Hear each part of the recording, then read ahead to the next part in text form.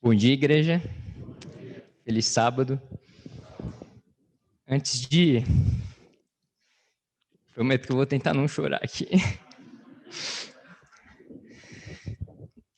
Antes de começar esse sermão, eu gostaria de agradecer a algumas pessoas que me ajudaram muito nesse período que eu fiquei aqui na cidade, né? Para quem me conhece um pouco, sabe que quando eu entrei no curso de teologia, eu nunca tinha pregado, nunca tinha passado uma lição da escola sabatina, eu nunca tinha falado em público, eu não tinha experiência em nada disso. Mas quando você se dispõe a trabalhar para Deus, Ele acaba te capacitando. E eu quero agradecer, eu não vou conseguir citar o nome de todo mundo, mas agradecer a algumas pessoas em especial que me ajudaram muito nesse período que eu estava aqui na cidade, especialmente o irmão Horácio, a dona Nadir, o Jonatas, a Ana Teresa e o Christian também, que praticamente todo sábado me levavam para almoçar na casa deles, acompanhar o meu trabalho mais de perto. Quero agradecer muito ao pastor Paulo também e toda a sua família pelo apoio que eles me deram desde o começo, acreditando em mim, confiando no meu trabalho. E também, em especial, ao Michel e ao Thiago, que muitas vezes me levaram para almoçar na casa deles também. E todas as outras pessoas que eu não consigo citar o nome, mas eu realmente, de coração, eu agradeço a todo mundo que pôde estar me ajudando aqui. E hoje de madrugada aconteceu uma coisa. Ontem, quando eu e o Paulo, a gente estava saindo... Agradecer também ao Paulo por ter me acompanhado nos estudos, né? Ontem à tarde, quando eu e o Paulo, a gente estava saindo para dar um estudo, o Paulo, ele me falou uma coisa no carro, que ficou no meu coração. Ele perguntou assim, aí, como é que tá o sermão? Tudo certo? Aí eu falei assim, não, tudo certo, estou quase conseguindo terminar. Aí ele falou assim, varão, muitas vezes eu terminava de fazer um sermão e Deus falava para mim, não é esse sermão. E teve uma vez que meia-noite ele me falou isso e eu fiquei até 3 da manhã escrevendo outro sermão. E desde a outra vez que eu preguei aqui, eu estava preparando um sermão para pregar, mas daquela vez não deu certo. E ontem eu consegui finalmente terminar esse sermão. Mas quando deu 1 da manhã, eu estava relendo o sermão, Deus falou assim, não é esse sermão. E lá vai eu, 1 da manhã, escrever um sermão novo. Eu fui dormir às 4 horas da manhã e, sinceramente, eu não lembro de quase nada que eu escrevi. Eu estou aqui, então se alguma coisa sair de bom nesse sermão, pode ter certeza que não vem de mim, mas vem de Deus. Eu quero que vocês abram a Bíblia no livro de Jonas. Jonas no capítulo 1.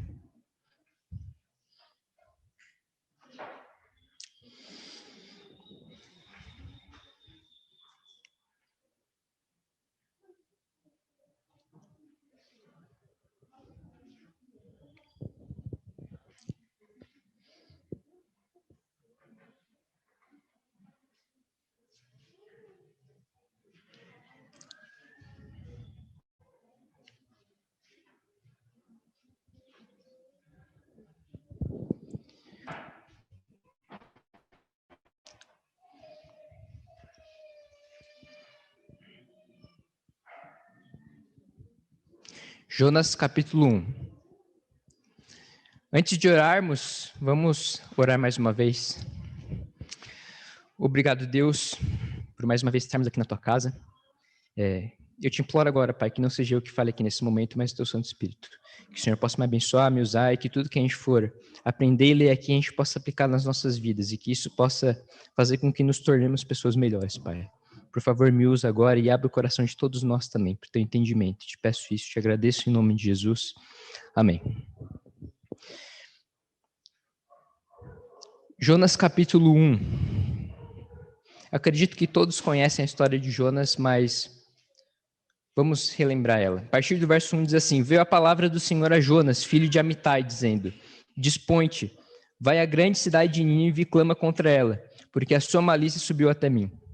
Jonas se dispôs, mas para fugir da presença do Senhor, para Tarsis. E tendo descido a Jope, achou um navio que ia para Tarsis. Pagou, pois, a sua passagem e embarcou nele, para ir com ele para Tarsis, para longe da presença do Senhor. A época em que Jonas viveu era mais ou menos entre o ano 790 a.C. até o ano 750 a.C., a época em que ele pregou. E essa época era onde o Império Assírio estava tentando conquistar o reino de Israel, o reino de Judá. Era uma época muito turbulenta. E Jonas, ele foi um pregador exatamente naquela época. E Nínive não era ainda a capital do império, mas era uma das principais cidades do Império Assírio. E a gente vê aqui logo no começo do capítulo 1, que Deus diz para Jonas: vá e pregue numa das principais cidades do império vizinho, da nação que é contrária à sua. E é interessante a gente olhar aqui que no verso 1 a 3, a gente vê que Jonas, ele decidiu fugir da presença do Senhor. Ele decidiu fugir do chamado dele. E hoje a gente não sabe dizer onde exatamente ficava Tarsis, mas muitos estudiosos dizem que ela ficava na Península Hispânica, na região ali de Portugal, da Espanha. Ou seja, Nínive ficava ao oriente e Jonas, ele pegou um barco indo em direção ao ocidente, exatamente o lado contrário de que Deus pediu para ele ir. Ele realmente estava tentando fugir da presença de Deus. Mas uma coisa que a gente vai aprender nessa história é que a gente não consegue fugir da presença de Deus. Continuando a história, o verso 4 diz assim: mas o Senhor lançou sobre o mar um forte vento, e fez-se no mar uma grande tempestade, e o navio estava a ponto de despedaçar. Então os marinheiros, cheios de medo, clamavam cada um ao seu Deus, e lançavam ao mar a carga que estava no navio, para aliviarem o peso dela. Jonas, porém, havia descido ao porão e se deitado, e dormia profundamente.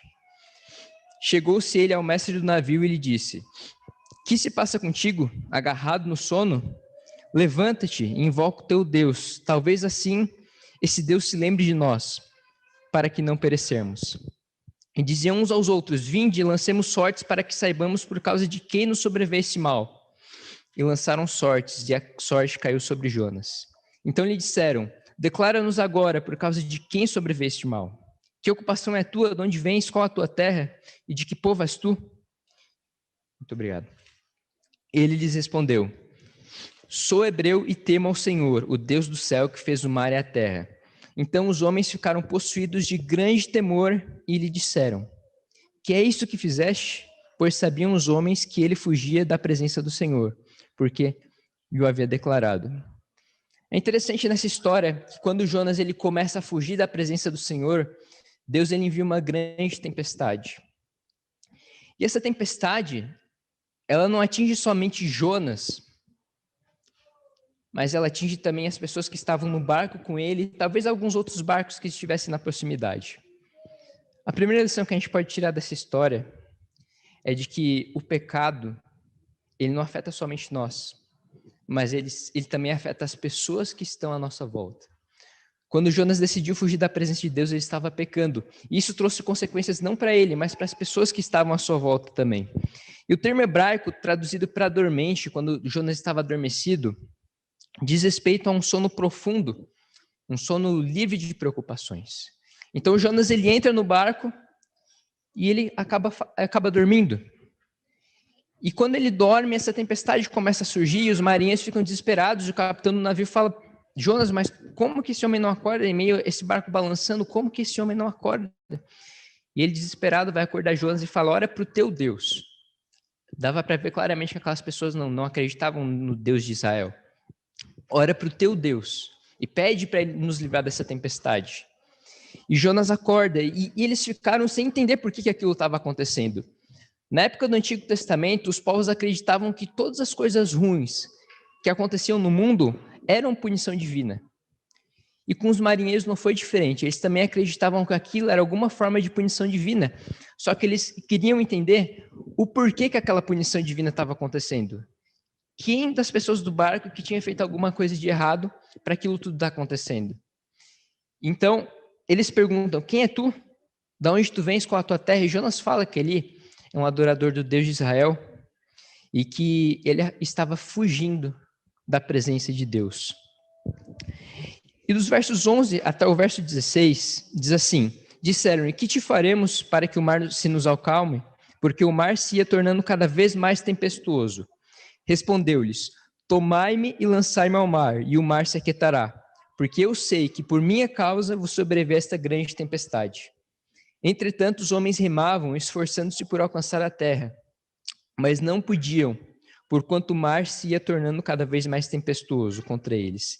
Então clamaram ao Senhor e disseram: ah, Senhor, rogamos-te que não pereçamos por causa da vida deste homem, e não faças cair sobre nós este sangue quanto a nós inocente, porque tu, Senhor, fizeste como te aprouve. E levantaram a Jonas e o lançaram ao mar, e cessou o mar de sua fúria. Temeram, pois, estes homens em extremo ao Senhor, e ofereceram sacrifícios ao Senhor, e fizeram votos. Nesse momento, os marinheiros descobrem quem que era a pessoa que estava fazendo com que tudo aquilo acontecesse. E Jonas, numa atitude aparentemente nobre, ele fala: não, se vocês me jogarem ao mar, essa tempestade vai passar. E aparentemente parece realmente uma atitude nobre, Jonas resolvendo se sacrificar por conta dos outros marinheiros. Mas a princípio os marinheiros eles resolvem poupar Jonas. E eles começam a jogar para fora a carga do navio, esperando que ele não afunde. Mas eles veem que, mesmo jogando toda a carga fora, a água continuava entrando no navio. E sem escolha, eles decidem jogar Jonas ao mar. E é interessante que, antes, quando o capitão do navio acorda Jonas e fala para ele rogar ao Deus dele, o termo que ele usa aqui é um termo genérico, para indicar qualquer outra divindade. Mas quando eles jogam Jonas no mar, eles louvam a Deus, é o termo usado para se referir ao Deus de Israel. Ou seja, a partir daquele momento, eles passaram a acreditar realmente no Deus de Jonas. E é engraçado isso, porque Jonas, ele não estava querendo pregar em Nínive. Na verdade, ele não estava querendo pregar. E por meio de seus atos, por meio de sua rebeldia, Deus usou isso para pregar o evangelho para aqueles marinheiros. É que a gente pode extrair a segunda lição. Deus, ele tem todo o poder do mundo para transformar maldições em bênçãos. Deus tem todo o poder do mundo. E eu lembro de uma história quando eu era criança, quando eu estava no ensino fundamental. Para quem não sabe, eu sou de Uruçanga. Eu estudava em Criciúma. E todo dia eu acordava 5h30 da manhã para pegar o ônibus e eu chegava em casa, era quase 1h da tarde. E a hora que eu ia almoçar, os meus pais já tinham almoçado. Então, eu sentava na mesa sozinho, só que quem me conhece sabe que eu odeio salada. Eu odeio salada. Mas desde pequeno, meus pais sempre me obrigavam a comer salada. Hoje eu como, não porque eu gosto, ainda não gosto, mas eu como porque eu sei que faz bem. Eu lembro do episódio que eu cheguei em casa e tava lá o prato, arroz, feijão, bife e as malditas folhas de alface que eu odiava. Só que a criança, na sua esperteza, né? Eu, na minha inteligência, eu pensei assim, poxa, meu pai e minha mãe já saíram para trabalhar, o que eu vou fazer? Eu não posso jogar no lixo, senão vai ficar muito na cara que eu não comi a folha. Tá rindo, né? Vai ficar muito na cara que eu não comi a folha de alface. Então, a ideia da pessoa foi, bom, eu vou lá no banheiro e eu jogo as folhas de alface pela janela do banheiro. E foi, e foi assim, 1, 2, 3 dias jogando as folhas de alface pelo banheiro. Só que eu não sei o que acontecia, que o meu vizinho, ele ficava sentado na varanda. E a varanda dele... Minha irmã tá se mijando de rir aqui. E a varanda dele estava bem de frente para a janela desse banheiro. E eu acho que ele pensou, tinha alguma coisa de estranho. Poxa, um dia voando folha de alface do banheiro. 2 dias voando folha de alface do banheiro. Aí no 3º dia eu acredito que ele não aguentou. E foi chamar minha mãe para conversar. Imagina que ele deve ter dito, dona Celita, eu não sei o que está acontecendo, mas todo dia, perto da hora do almoço, eu vejo umas... eu vejo umas folhas de alface voando pela janela do banheiro. Eu, sinceramente, eu não lembro o que aconteceu depois. Mas eu acho que eu apanhei. E Deus, ele acabou transformando essa maldição numa bênção também. Eu apanhei, mas hoje eu sei que comer salada faz bem para a saúde, não é verdade? E assim foi da mesma maneira como Deus usou Jonas. A rebeldia dele Jonas acabou pregando, mesmo não querendo pregar. Acabou convertendo marinheiros, mesmo nem falando de Deus para eles. Essa é a segunda lição que a gente pode extrair na nossa vida. Mas continuando, o verso 17 diz assim: deparou o Senhor um grande peixe para que tragasse a Jonas. Esteve Jonas 3 dias e 3 noites no ventre do peixe. Eu quero parar um pouquinho nesse ponto, porque desde criança a gente é ensinado que o grande peixe que engoliu Jonas era uma punição divina. Mas eu quero mudar um pouquinho a nossa visão agora. Jonas, ele pegou um barco em Jope e ele estava indo em direção oposta. E a gente sabe que quando a gente está nervoso, a gente está muito ansioso, a gente demora para dormir, não é verdade? A gente demora muito para dormir. Agora imagina se a gente está nervoso e ansioso porque a gente sabe que a gente está indo contra a vontade de Deus. A gente demora o dobro para dormir, não é verdade? E eu imagino que Jonas, ele deve ter demorado para dormir talvez umas 3 ou 4 horas, até ele ter conseguido pegar no sono. E fala que o sono dele, como eu já falei antes, era um sono profundo, um sono livre de preocupações. Então eu imagino que ele deve ter pensado bastante na vida antes de dormir. Então imagina um barco navegando talvez 3, 4 horas mar adentro.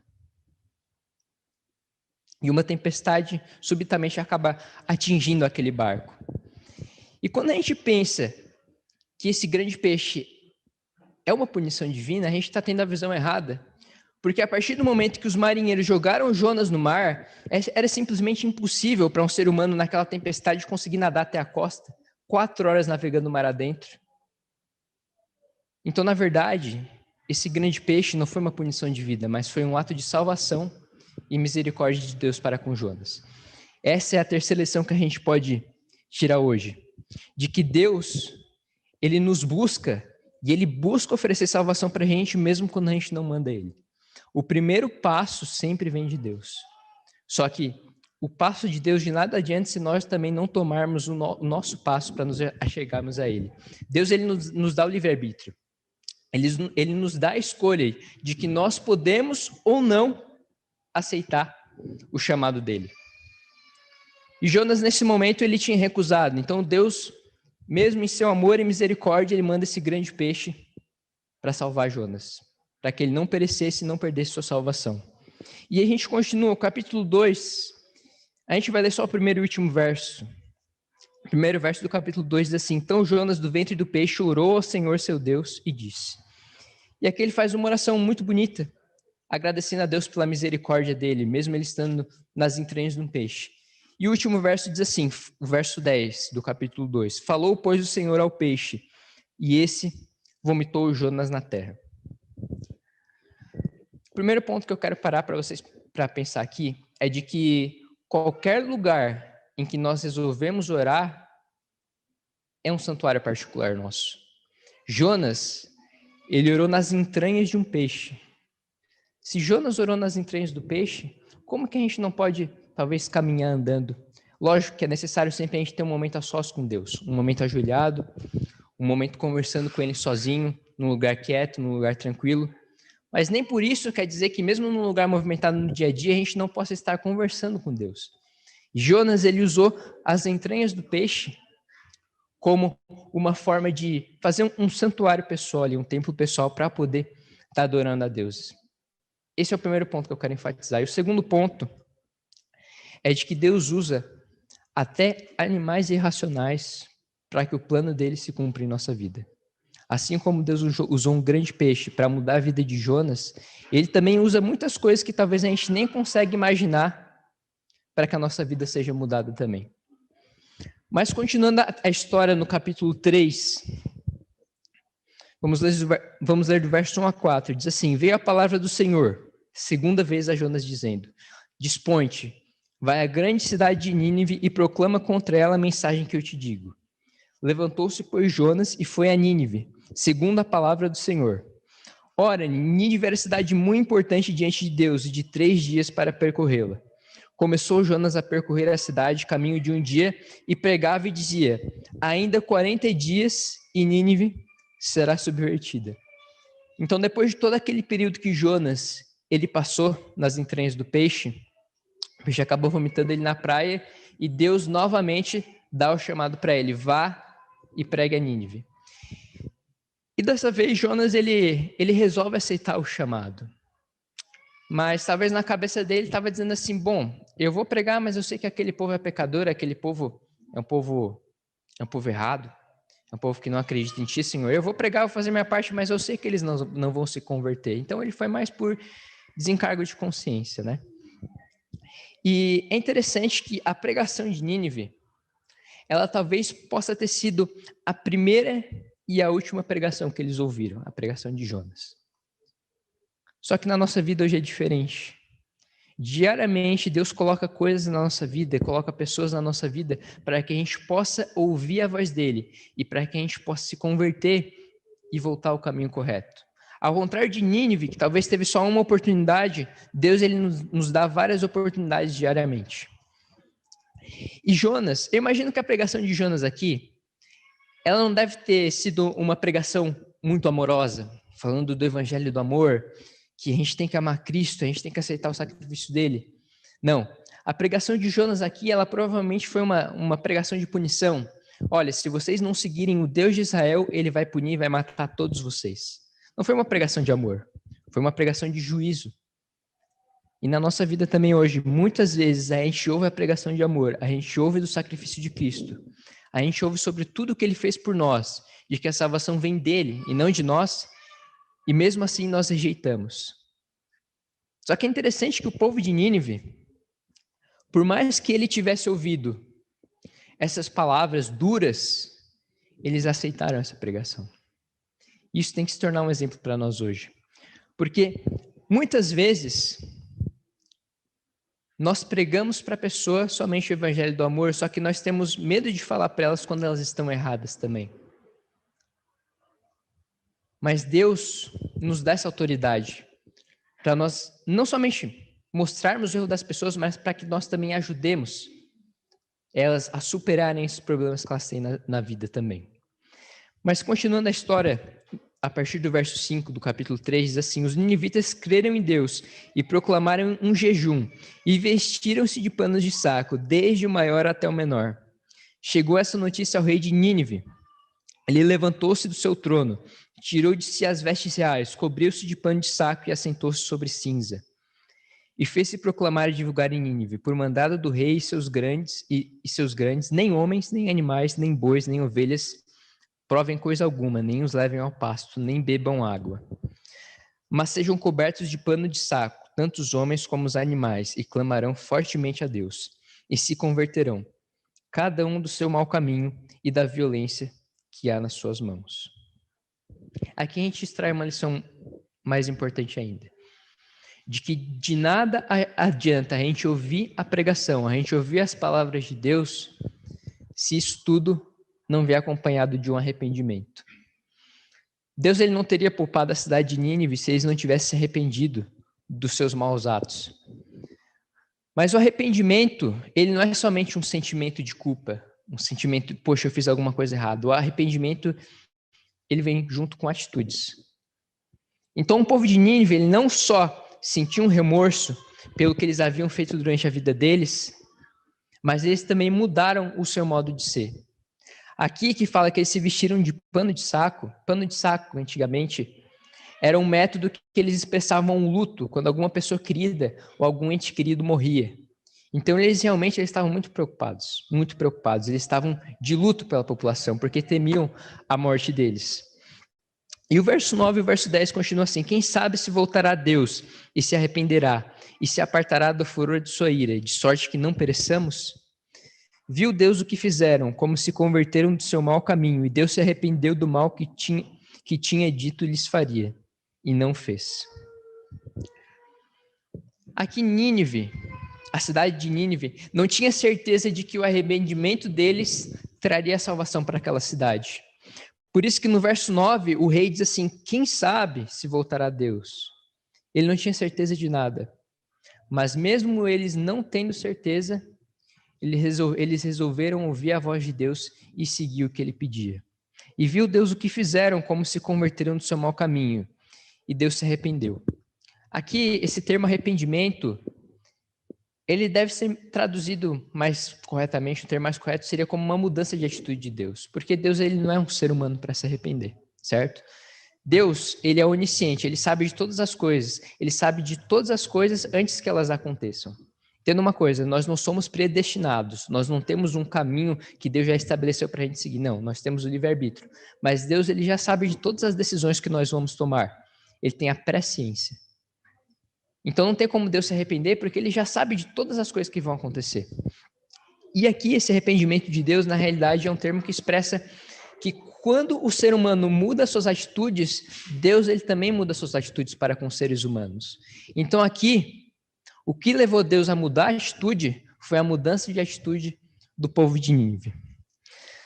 Mas chegando aqui no final já, o 4º capítulo, a gente vê que Jonas ele não ficou muito feliz com tudo isso. A partir do verso 1 do capítulo 4 diz assim: com isso desgostou-se Jonas extremamente e ficou irado. E orou ao Senhor e disse: ah, Senhor, não foi isso que eu disse estando ainda na minha terra?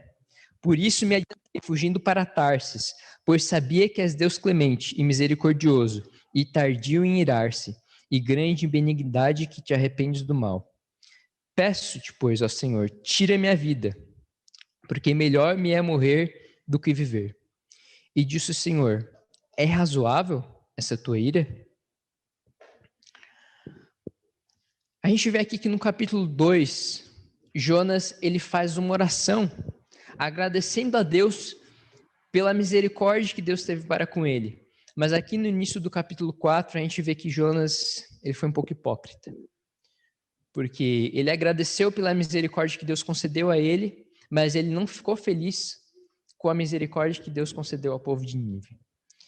E assim, é muito fácil a gente olhar para a história de Jonas e a gente julgar ele. A gente fala assim, não, Jonas, olha só, mesmo Deus fazendo todas essas coisas, Jonas ele ainda, mesmo assim, resolveu se rebelar contra Deus, não gostou das atitudes de Deus, mas muitas vezes isso é o que nós fazemos hoje também. Entenda que o povo de Nínive, o reino da Síria, ele era o reino que estava tentando conquistar o povo de Israel naquela época. E tanto Jonas como todos os outros profetas de Israel naquela época odiavam aquela nação.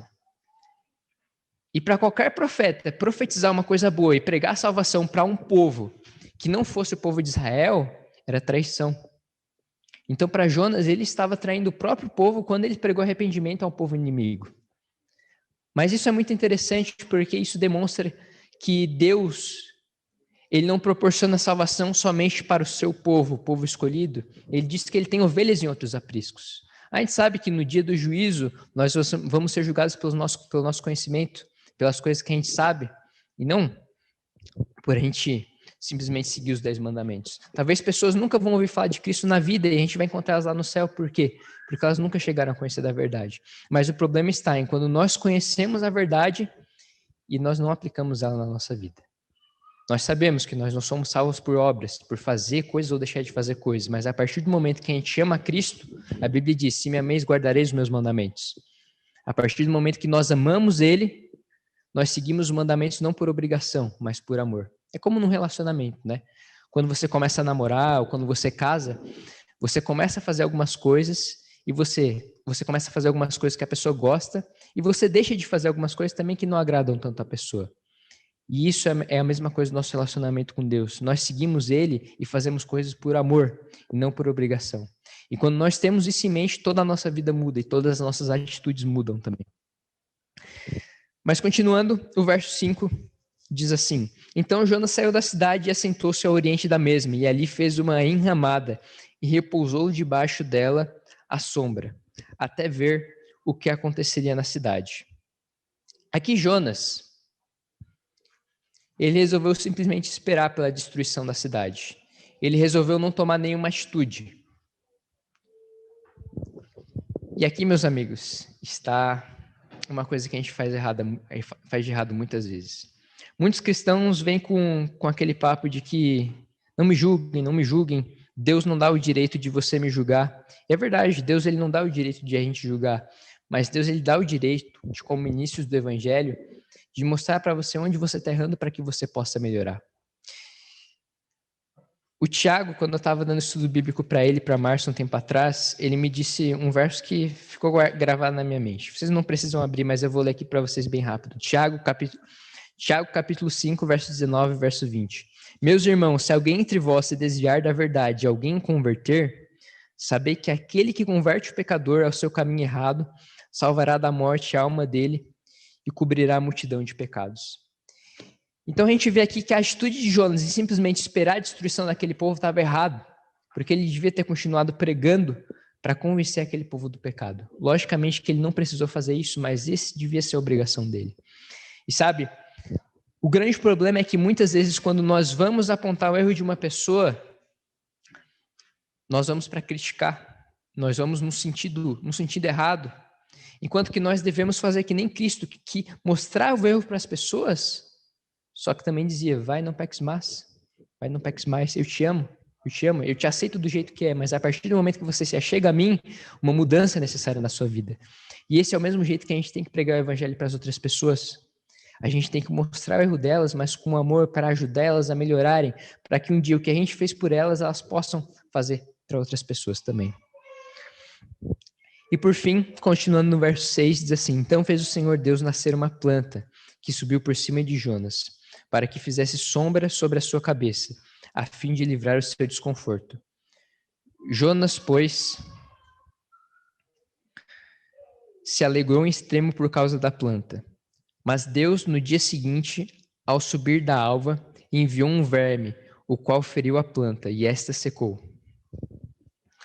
E nascendo o sol, Deus mandou um vento calmoso oriental. O sol bateu na cabeça de Jonas, de maneira que desfalecia pelo que pediu para si a morte, dizendo, melhor me é morrer do que viver.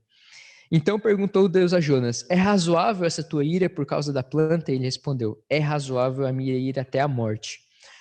Tornou o Senhor, tens compaixão da planta que te não custou trabalho, ao qual não fizeste crescer, que numa noite nasceu e uma noite pereceu? E não hei de eu ter compaixão da grande cidade de Nínive, em que há mais de 120 mil pessoas que não sabem discernir entre a mão direita e a mão esquerda e também muitos animais? A última lição que a gente pode extrair desse texto é de que Deus ele trabalha de uma forma racional na nossa vida. Muitas vezes sim, ele usa sentimentos, ele usa sensações, mas na maior parte das vezes Deus ele trabalha com a racionalidade. E aqui Deus ele faz brotar uma planta. E nessa planta, Jonas ele fica na sombra dela, ele aproveita um pouco, mas pouco tempo depois aquela planta seca e Jonas ele fica bravo com Deus, ele tem dó da planta que Deus fez ela morrer. E Deus fala, poxa, mas você tem dó da planta e não tem dó de seres humanos que estão perecendo, que não sabem nem o que é certo e o que é errado? Essa é a última lição que a gente pode extrair para a gente hoje. De que Deus, ele é um Deus racional. Então a gente não tem que vir na igreja, a gente não tem que frequentar uma igreja porque a gente se sente bem ou porque elas trazem sensações boas para a gente. Não. A gente tem que vir numa igreja porque a gente sabe que essa igreja, ela realmente segue o que a Bíblia diz. E fazendo isso, a gente vai ser feliz. A gente vai ser feliz. Mas quando a gente busca coisas, a gente busca sentimentos, tudo isso para poder agradar o nosso próprio eu, a gente sempre vai estar colocando o nosso eu à frente de Deus. Então a gente precisa mudar algumas coisas na nossa vida. E algumas pessoas que me conhecem sabem que eu tenho uma cicatriz na base do meu pescoço. Para algumas pessoas eu já contei o que aconteceu comigo, mas eu queria compartilhar essa história com vocês hoje bem rapidinho. Essa aqui é a Carol, ela é minha namorada. E a história que a gente se conheceu não é a típica história clichê de qualquer casal que a gente vê ali fora. A nossa história foi um pouco diferente. Ela chegou no IAP, lá onde eu estudo, em 2019. E muitos amigos meus se interessaram por ela. Eu nunca vi nela nada de tão interessante assim. Investiram, mas ninguém conseguiu nada. Só que chegou no segundo semestre de 2019, eu falei assim, poxa, mas se o pessoal está investindo nessa menina é porque ela deve ter alguma coisa de bom, né? E aí eu comecei a reparar mais nela, vi, poxa, é uma menina cristã, ela é filha de pastor, ela canta, é uma menina consagrada. Eu vou investir nela, ela parece ser uma boa menina. Só que toda vez que eu tentava puxar papo com ela, ela sempre me cortava. E homem é bobo, né? Parece que quanto mais difícil é, mais o homem quer, não é verdade? E comigo não foi diferente. Quanto mais a gente conversava, mais eu tentava puxar assunto, ela me cortava. E aí fui apaixonando cada vez mais. Até que um dia as colegas de quarto dela eram muito minhas amigas e elas conseguiram fazer com que numa viagem que o grupo que ela cantava foi para o Rio Grande do Sul, eles conseguiram fazer com que eu fosse no lugar do marketing do colégio para tirar foto, né? Quem me conhece sabe que eu gosto muito de fotografia. E fui eu lá, tentando puxar papo com ela na ida, nada, a menina sempre me cortando na volta. Na volta até consegui tirar alguma coisa dela, assim. E aí eu tomei coragem. Isso foi num domingo. E na sexta-feira eu chamei ela para sair, para a gente dar uma volta em Maringá, que é a cidade que fica lá próxima do colégio onde eu estudo, né? E ela aceitou. E eu falei assim, rapaz, ela aceitou. Depois de lá forem tanta gente, ela aceitou sair comigo. E eu todo animado, né? Poxa, ela deve estar mó afim de mim. E aí a gente foi em 5 amigos dentro de um carro. Era um Fusca rosa choque com as portas prateadas, tá bom? Tava um meu amigo dirigindo, um outro amigo meu no banco do caroneiro. Eu estava atrás no meio, ela estava do meu lado esquerdo e a amiga dela do meu lado direito. E eu lembro que a gente estava conversando, dando risada, quando de repente, nada. Escuridão. E de repente eu abro meus olhos, eu tento levantar minha cabeça e eu me enxergo num corredor de hospital. E aí, eu não lembro muito bem o que aconteceu, eu acredito que o enfermeiro devia estar passando do meu lado, e eu pergunto o que aconteceu. Ele falou assim, você sofreu um acidente, mas tenta não se mexer muito, porque a gente ainda está analisando como que está a sua situação.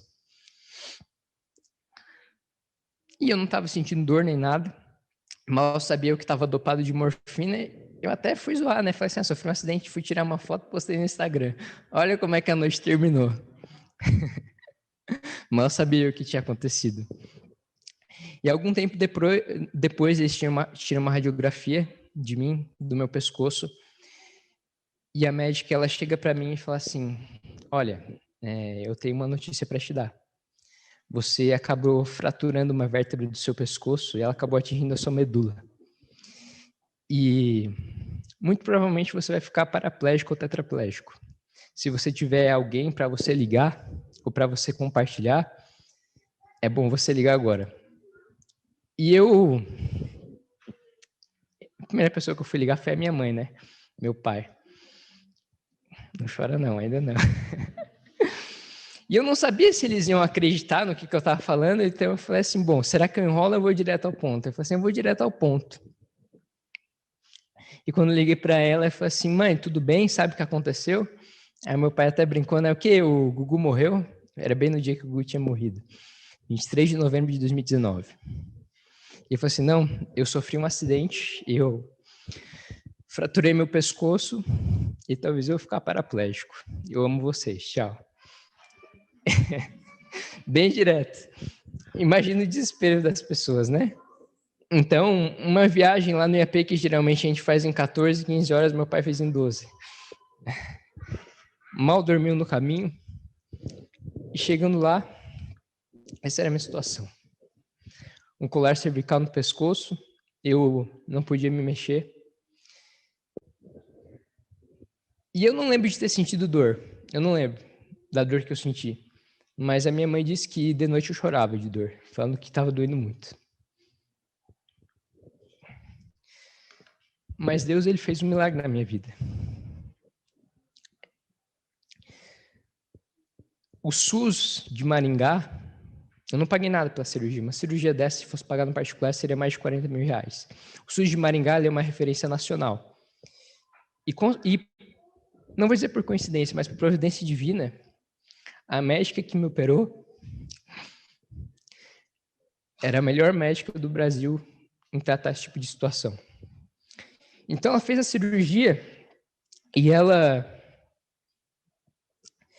me olhou e ela disse assim, olha, a cirurgia foi feita, mas provavelmente você vai ficar com sequelas, você vai ter que fazer fisioterapia depois que você sair daqui.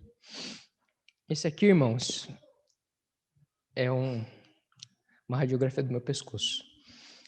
O que eu circulei em vermelho, eu não sei se vocês vão conseguir ver muito bem, mas é basicamente a minha vértebra fraturada. Eu não sei se vocês sabem, mas a vértebra, a medula a nossa medula espinhal ela tem mais ou menos 2 centímetros de espessura. E no laudo médico deu que a minha medula ela foi comprometida em 0,5 centímetro. Ou seja, praticamente 25% da minha medula foi comprometida. E ela disse que eu precisaria fazer fisioterapia. E aqui está o laudo do exame médico. Fratura explosiva do corpo vertebral de C7, com redução da altura em cerca de 30 centímetros, determinando importante retropulsão do muro posterior em cerca de 0,5 centímetro. E o final diz assim, retropulsão também determina acentuada redução foraminal esquerda em C6 e C7. Ou seja, eu não sei se alguém aqui é médico, mas é muito difícil uma pessoa sofrer alguma coisa na medula e sair ileso, sem nenhuma sequela. Só que a cirurgia foi feita, não foi feita no mesmo dia, porque a prótese não tinha aquela prótese no hospital. Eu sofri um acidente no sábado à noite, a cirurgia foi feita na segunda-feira. Na quarta-feira, eu já estava andando.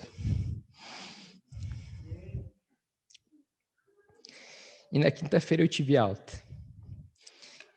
Depois de 3 dias de uma cirurgia de risco, eu tinha recebido alta e estava voltando de volta para o colégio. Entende, irmãos? Essa história muitas pessoas sabem, mas o que muitas pessoas não sabem nessa história é que no final do ano de 2019, eu estava me planejando para deixar o país. Um amigo meu me convidou para morar nos Estados Unidos, e a princípio eu dizia para as pessoas, não, eu vou passar só 6 meses lá, e eu volto para cá logo depois para continuar meu curso de teologia e ser pastor. Mas eu não ia voltar. A minha intenção era continuar lá, porque eu nunca me vi apto a ser pastor, a estar aqui pregando na frente de pessoas. Mas Deus ele mostrou que eu estava errado. E sabe, por mais que eu não tivesse falado para minha mãe que eu não planejava voltar para o Brasil, eu lembro de uma coisa que ela disse para mim no hospital. Olha, lembra da história de Jonas que tentou fugir do chamado dele? E viu? Isso é Deus tentando te colocar no caminho correto. E hoje, irmãos, você não está aqui nessa igreja por acaso. Você não está aqui por coincidência do destino, não. Tudo que acontece na nossa vida coopera para o bem daqueles que amam a Deus. Se você está aqui é porque Deus ele te trouxe até aqui hoje. Deus ele quer que um milagre aconteça na sua vida também. Só que Deus ele não quer que uma coisa dessa precise acontecer com você para que você realmente se achegue próximo a Ele. Deus ele quer que você aprenda com o exemplo de outras pessoas para que você possa se tornar uma pessoa melhor e você possa aceitar o chamado que Ele tem na sua vida. E hoje, uma pessoa aqui da igreja resolveu aceitar esse chamado. E eu quero convidar a Márcia para que ela possa vir aqui para frente. Agora, a Márcia pode vir aqui. E o irmão Prudente também.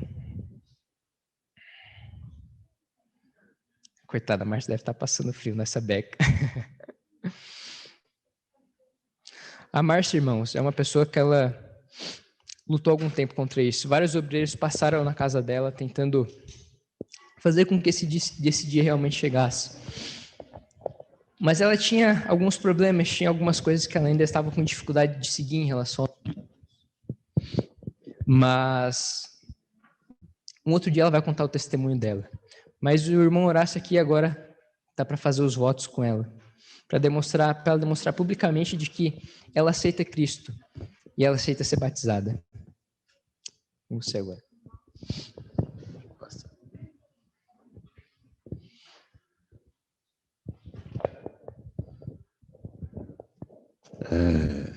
É uma alegria para a gente, como cristão, fazendo parte da liderança da igreja, né? Deus nos presenteia sempre com algo especial, né? E nada mais especial e nada mais motivador, nada mais confirmador da nossa fé do que quando alguém toma decisão por Cristo Jesus. E eu fico mais feliz ainda quando é um jovem, né? Especialmente quando é um jovem, porque ele está tendo, no início da sua vida, da sua jornada, o privilégio de caminhar junto ao Senhor Jesus. Alguns demoram um pouco mais. Mas então, nós vamos fazer a leitura dos votos. À medida que eu for te perguntando, Márcia, você vai dizendo sim ou não, tá bom?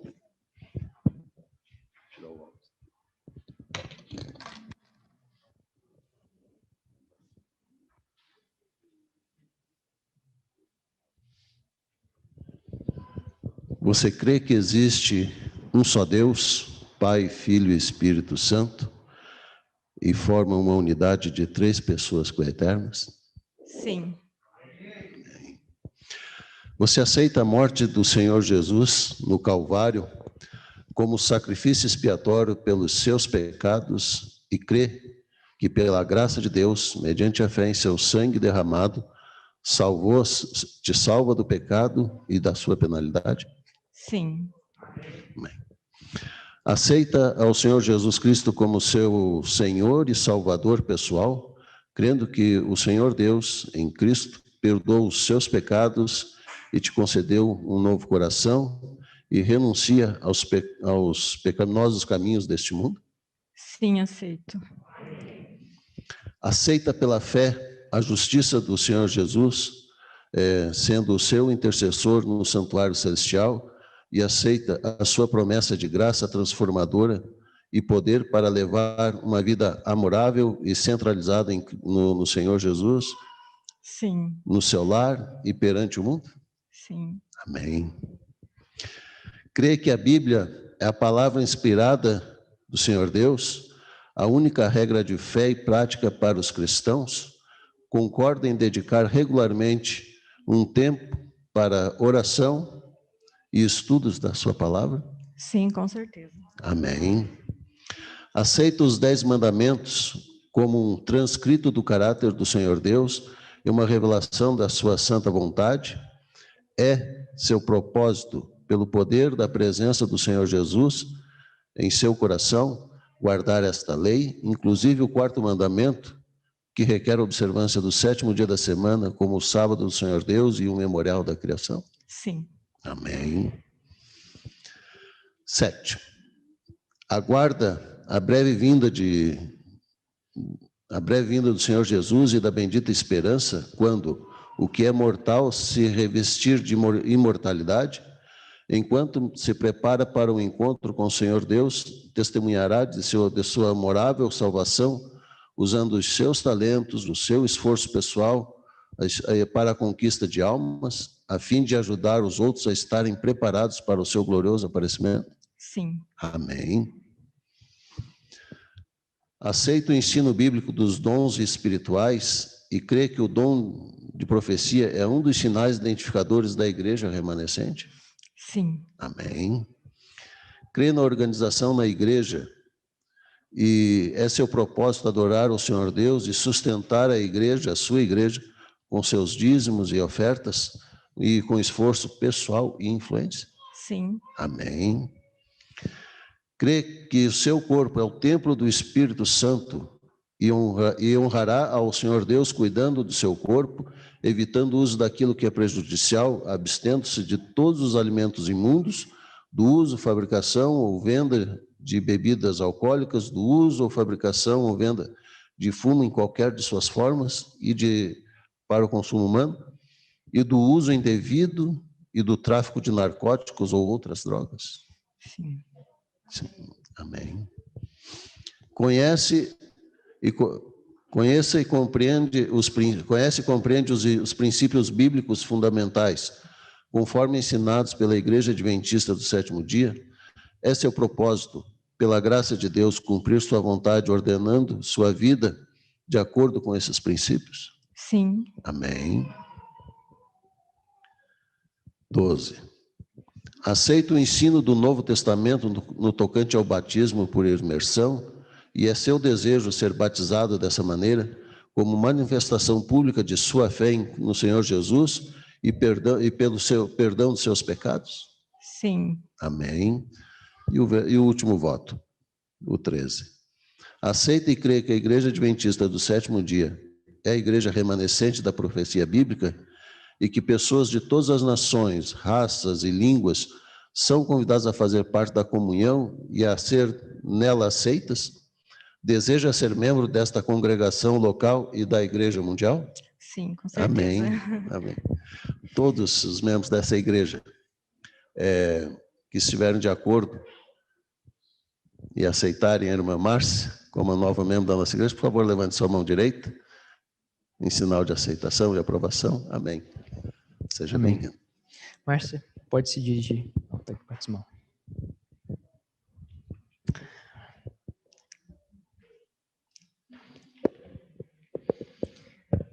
Assim como Deus, ele um dia chamou a Márcia para poder estar sendo batizada, ele também chama a cada um de nós hoje para nós deixarmos as coisas que estão atrapalhando a nossa caminhada e nós nos dedicarmos primeiramente e inteiramente a Ele.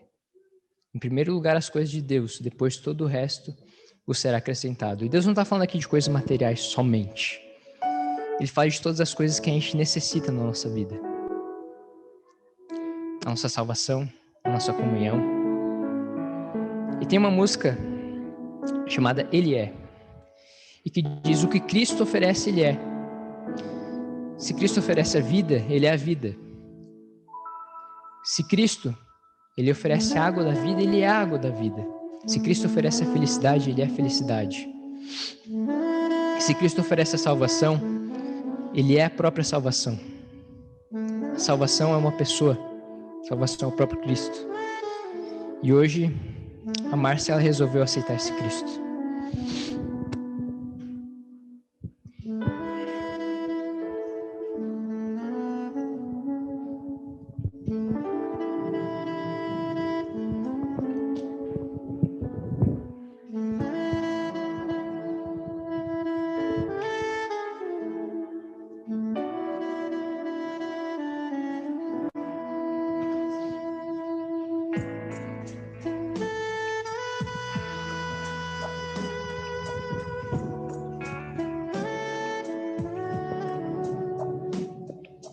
As pessoas que são próximas a Márcia, que conhecem ela, podem se achegar aqui à frente também, respeitando um pouquinho de distanciamento.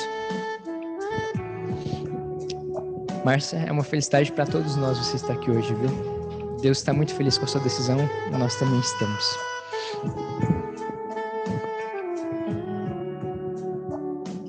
A irmã Márcia é um verdadeiro milagre de Deus.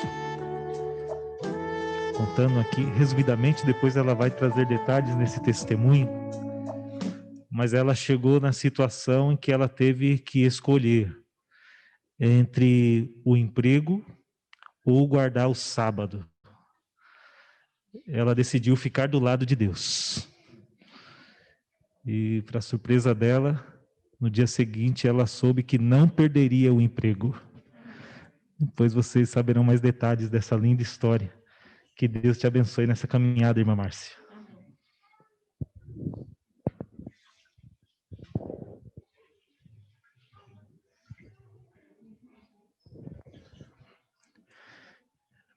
Irmã Márcia, que momento especial em nossa vida, neste momento, na vida dessa igreja. E nós queremos cumprir a ordem do Mestre nesta manhã. E para que o seu nome, irmã Márcia, seja escrito no livro da vida, para que você possa nascer, como diz a promessa bíblica, como uma nova criatura em Cristo Jesus, atendendo o desejo do seu coração, cumprindo a ordem do Mestre. Eu, pastor Paulo, como ministro do Evangelho, a batizo em nome do Pai, do Filho e do Espírito Santo. E todos dizem amém.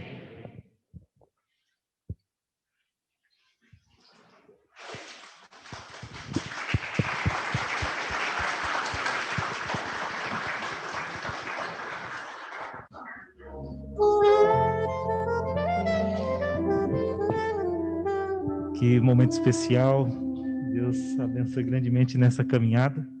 E aqui está a família, né, Márcia? Na qual você já faz parte, né? Quantos estão felizes pela chegada da irmã Márcia, agora oficialmente?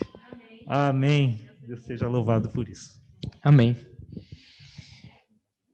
Irmãos, um batismo lindo desse ele não poderia terminar sem um convite para você também. Como eu falei, nenhum de vocês está aqui por acaso. Pessoas aqui dessa igreja já estão estudando a Bíblia há um tempo, ou já estudaram a Bíblia em algum momento, talvez já foram adventistas em algum momento e estão afastados, mas Deus hoje ele está chamando você.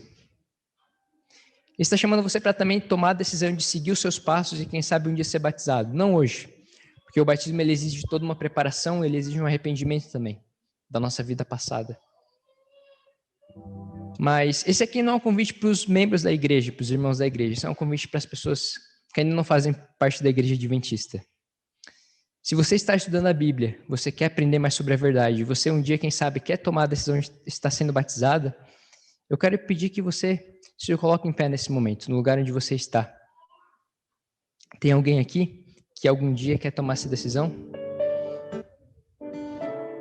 Amém. Amém. Amém. Que Deus abençoe vocês, viu? Mais alguém? Algum dia quer tomar essa decisão também de estar voltando para os braços de Cristo? Se essa é a sua vontade, eu peço que você se coloque em pé. Eu vou pedir que vocês que se levantaram, vocês podem chegar aqui à frente, por favor? Vem aqui. Não fiquem com vergonha.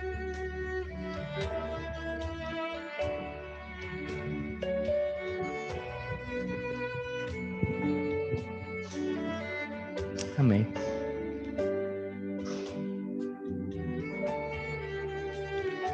Que felicidade, irmãos.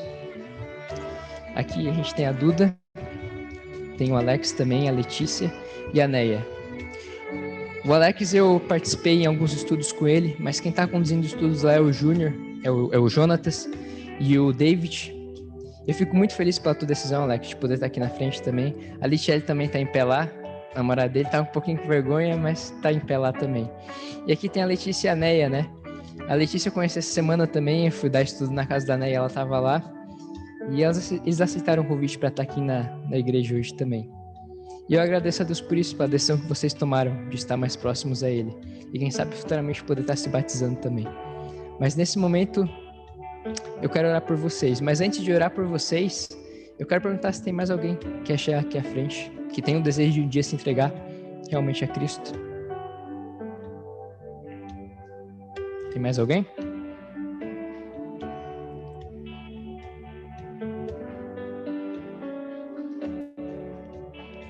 Amém. Amém. Deus está muito feliz com a decisão de vocês. E a igreja também, viu? Tem mais alguém? Se não tiver mais ninguém... Adriele também. Parabéns, Adriele. A Adriele também é mais uma das pessoas que está participando do estudo junto com a Neia e com a Letícia. E a gente está muito feliz por tudo isso. Amém. Amém. Olha, mais gente do que eu esperava. Como é que é o seu nome? Como? Rebeca? Daniela. O seu como é que é mesmo? Jéssica? Jennifer? Tá bom. Que Deus abençoe todos vocês. Vamos orar então, agradecer a todos por esse momento, agradecer a Deus por esse momento. Oremos.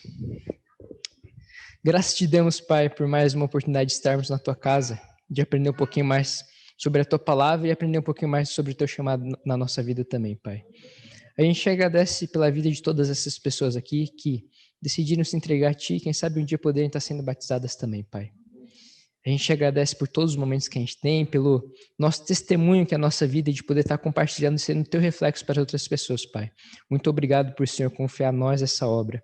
A gente sabe que isso faz com que simplesmente nós nos aproximamos cada vez mais de ti, quando nós enxergamos que nós não somos nada, que nós dependemos somente do Senhor, Pai.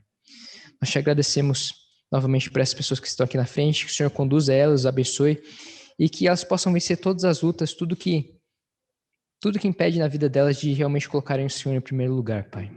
Te pedimos agora que o Senhor nos acompanhe de volta para as nossas casas e que esteja conosco em todos os momentos da nossa vida, Pai. Continue nos abençoando, te pedimos isso, te agradecemos em nome de Jesus. Amém. Amém. Vocês podem se assentar? Muito obrigado, viu? Que Deus acompanhe vocês. Tenham um bom dia.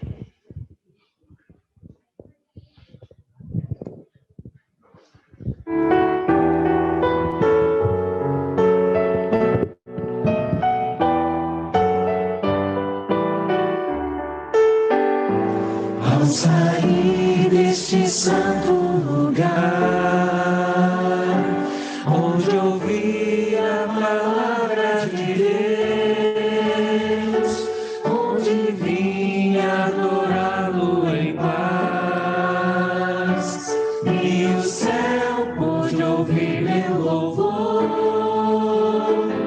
Vou sair mais confiante em meu Jesus, mais fiel à lei do amor, pois aqui entreguei o meu coração. Minha vida agora está nas mãos do meu Salvador.